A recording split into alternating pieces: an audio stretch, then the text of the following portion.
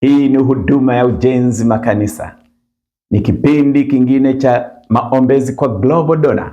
Maombezi haya yamejikita katika nyanja moja ya mhitaji ambaye ni mtu mwenye ulemavu. Mtumishi wa Mungu, wewe ambaye kwa sababu fulani fulani yamekupata haya yaliyokupata, aidha ni wakati kabla hujazaliwa au ni baada ya kuwa umezaliwa, katikati ya maisha yako umekutana na masahibu haya ya kuwa na ulemavu wa aina yoyote katika maisha yako, lakini napenda kukuletea habari njema kwa siku hii. Wewe mwenye changamoto ya namna hiyo katika maisha yako, ya kwamba Mungu, ujapokuwa kutokana na ulemavu ulionao, lakini umekuta unakumbana na changamoto za aina mbalimbali.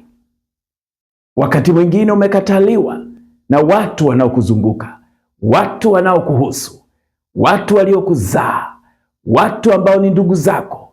Wamekukataa, wamekususa, wamekutenga kwa sababu ya ulemavu wako. Yamkini wewe ni mlemavu wa viungo, lakini Mungu anakupenda. Wajapo watu wengine kukuacha, wasipokukubali wengine, na kupa neno la faraja, kwa maana Mungu wako anakupenda. Yeye amekuumba, ajapo amekuumba na umeonekana una kasoro ya aina ile unayoita, lakini haina maana kwamba Mungu wako amekuchukia. Haina maana ya kwamba Mungu wako amekuacha. La hasha. Ni swala la Mungu, ili aitwe kuwa ni Mungu, aweza kumtengeneza mtu apendavyo yeye mwenyewe. Na wewe amekutengeneza hivyo, na yeye anaona kuwa ni njema, ya kwamba umeumbwa ulivyoumbwa, au kwamba yamekupata yaliyokupata, lakini bado Mungu anabaki kuwa ni Mungu wa kuabudiwa. Na wewe unapaswa ulijue hili, kwamba yeye Mungu haitwi Mungu kwa sababu amekuumba ukiwa mzima, ukiwa na viungo vyote, ukiwa na huna kasoro yeyote. Si kwamba anaitwa Mungu kwa sababu hiyo. La hasha. Anaitwa Mungu kwa sababu ni Mungu. Yeye ndiye awezaye kutenda awezalo kulitenda. Yeye ndiye atendaye yote yanayoonekana chini ya jua. Hata mimi ninayeonekana kama ni mzima kwa siku hii ya leo, lakini kesho naweza nikawa zaidi ya wewe. Pengine wewe ukawa afadhali, na mimi naweza nikabadilika. Maana huyo Mungu aliyeniumba kama ninavyoonekana mimi, ndiye aliyekuumba wewe namna ile. Kwa hiyo wewe ni mtu wa thamani sana mbele ya macho ya Mungu. Hata wajapo wanadamu kukususa, japo wanadamu watakukataa, lakini wewe unakubalika mbele za Mungu. Amini hilo na uendelee kumwangalia Mungu kama ni Mungu anayekupenda, ni Mungu anayekujali, ni Mungu ambaye anastahili kuabudiwa, anastahili kuheshimiwa. Usimsuse, usimchukie Mungu kwa sababu amekuumba katika hali hiyo. Mungu anakupenda, nami naungana naye katika kukujulisha habari hizi njema, ya kwamba Mungu amekupenda. Hata kama wanadamu wamekunyanyapaa, wanadamu wamekutenga, wamekunyima kibali, wamekudharau, wamekuona kwamba wewe si kitu, lakini Mungu wako amekuona wewe ni kitu. Ndio maana amekupa pumzi. Hata leo bado naishi, maana hata mimi aweza kuninyang'anya pumzi nilionayo, na hata huyo anayekususa, na hata huyo aliyekutenga, bado yeye pia yuko katika hatari. Wakati wote Mungu akipenda kumnyima hiyo pumzi kwa nukta moja, yeye pia atakuwa ni afadhali na wewe. Maana Mungu ni yule aliyemuumba yeye, ndiye aliyekuumba na wewe, ndiye aliyeniumba na mimi. Kwa hiyo sote hatuna cha tofauti, wote ni mali yake yeye ambaye ni muumba wa vyote. Napenda nikuletee maneno ya uzima, maneno ya Mungu ambayo yatatuelekeza. Kabla sijaenda kukuombea,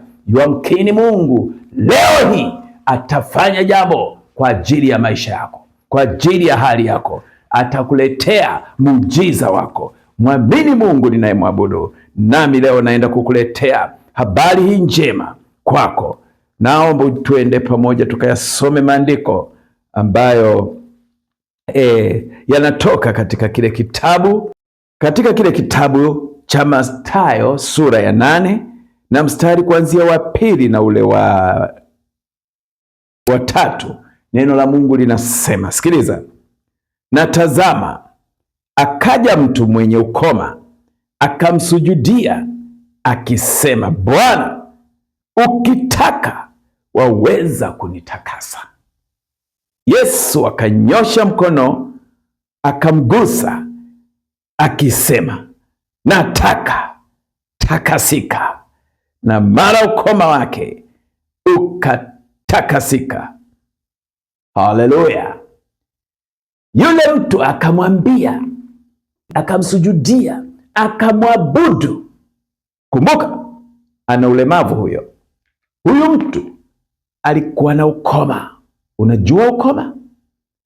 Alikuwa amekatika vidole vyake vya miguu na vidole vyake vya mikono. Hawezi kushika kitu, hawezi kutembea sawasawa kama mtu mwingine. Yamkini wewe unaweza kutembea, lakini mwenzio alikuwa hawezi kutembea vizuri, maana alikuwa na ukoma. Lakini alinyanyapaliwa na kila mtu, alitengwa. Hakuna aliyeweza kuwa tayari hata kula naye, kwa sababu ana ukoma. Mwili wake ulikuwa uonekani vizuri. Unajua, mwenye ukoma hata kwa muonekano wake hapendezi kuonekana.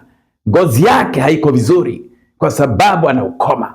Huyu mtu alijua pamoja na kuwa na ukoma, lakini Yesu Kristo alipoonekana mbele yake hakusema, Mungu, ninakulaani kwa kuwa uliniumba namna hii.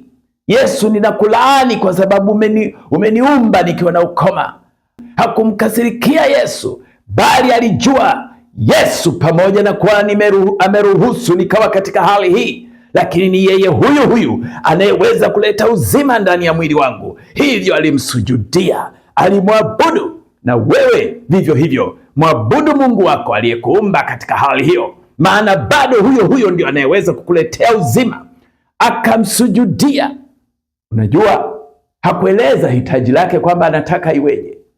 Alimwambia hivi, wewe, ninavyojua ya kwamba uliniumba kama nilivyo, wewe unajua, wewe umeniweka katika hali hii, lakini wewe huyo huyo ukitaka ninaweza kutakasika.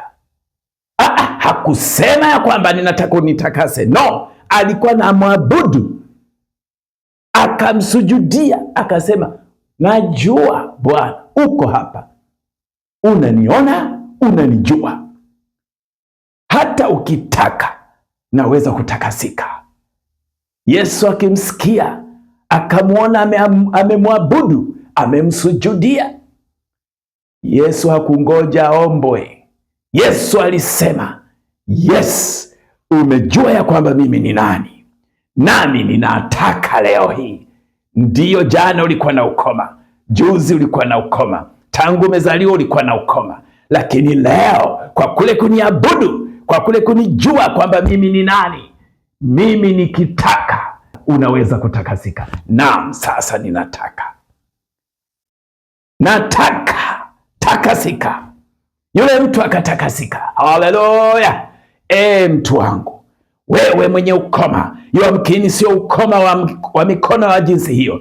Yamkini wewe una macho ambayo yana shida. Wewe pengine huoni sawasawa. Pengine wewe ni mtu ambaye huoni kabisa. Pengine wewe unakuwa umepinda mgongo wako. Pengine huwezi kunyoka kama ambavyo mtu mwingine. Pengine una mapungufu katika viungo vyako kwa njia iwayo yoyote. Wewe pengine husikii na wenzako wanasikia, na wewe unahitaji kutakasika katika ile hali ulionayo, maana Mungu yuko na uwezo wa kufanya hayo yote. Na wewe kama alivyosema mwenzako ya kwamba, Yesu, ninakujua, ukitaka ninaweza kutakasika. Mwambie Yesu, nami leo naenda kuungana nawe katika kumwambia huyu Yesu ya kwamba akitaka unaweza ukatakasika.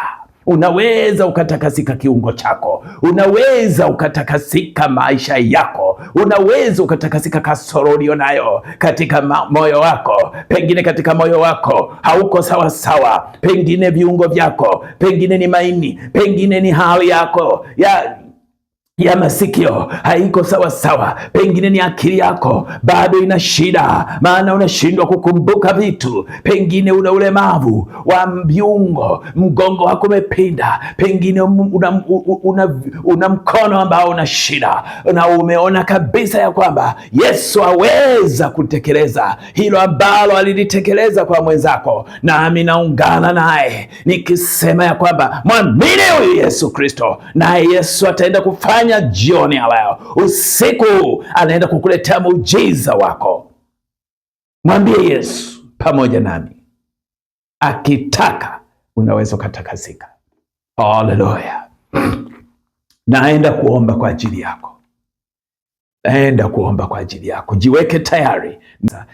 Mungu wa Israeli, Mungu wa Yakobo, Mungu wa Ibrahimu, wewe ambaye ulimwambia huyu mtu aliyekuwa na ukoma kwamba akitaka, alikwambia ukitaka.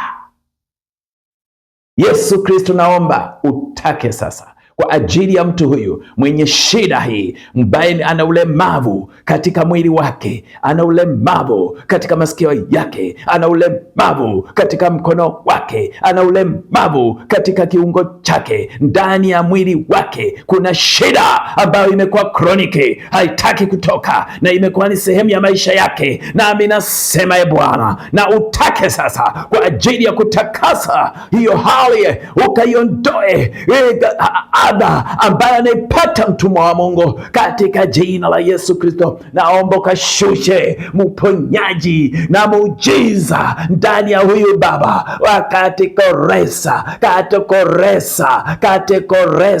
katika jina la Yesu Kristo. Naomba muujiza wako Bwana ukashuke na ukampate huyu baba, akapate ukombozi ndani ya viungo vyake, ndani ya mwili wake, ndani ya nafsi yake. Mungu, naomba ukakutane na haja ya moyo wake, ukapate kumponya sasa, maana muujiza wako uko dhahiri, maana wewe ni Mungu wa ujenzi makanisa. Ninapenda nikwambie mtumishi wa Mungu ya kwamba Mungu wako hatakuacha. Hakikisha kwamba unaweka moyo wako sawa sawa na jinsi ambavyo tumeomba mahali hapa. Mpendwa msikilizaji, mara utakapopokea muujiza wako, hakikisha unampa Mungu utukufu, unampa Mungu shukurani. Usiwe kama yule mtu, wale wakoma 9 ambao walikwenda na hawakukumbuka kutoa shukurani. Lakini wewe utakuwa tofauti, ya kwamba utakapokuwa umepokea muujiza wako kuhusiana na maombi haya, basi hakikisha unampa Mungu shukurani kupitia namba zinazoonekana katika skrini hii. Utafanya hivyo kwa uaminifu, na Mungu ataenda kukutana na haja ya moyo wako tena na tena. Mungu akubariki hadi tutakapokutana tena katika kipindi kingine kama leo. Ninapenda kuishia hapa nikikuaga nikisema Mungu akubariki. Amen.